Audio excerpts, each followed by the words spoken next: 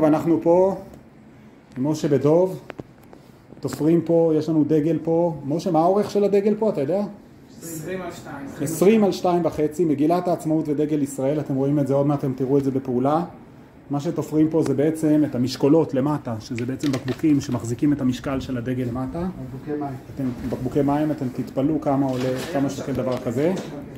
תופרים את הקצוות, זה מגילת העצמאות.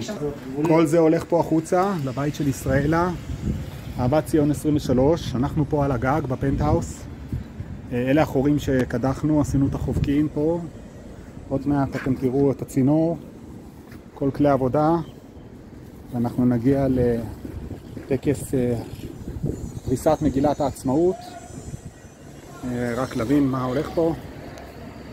מר וסלהוף היקר, קומה 1, פה קומה 7, 8 בעצם. דגל יורד לכל אורך הבניין. שם הדרך נמיר.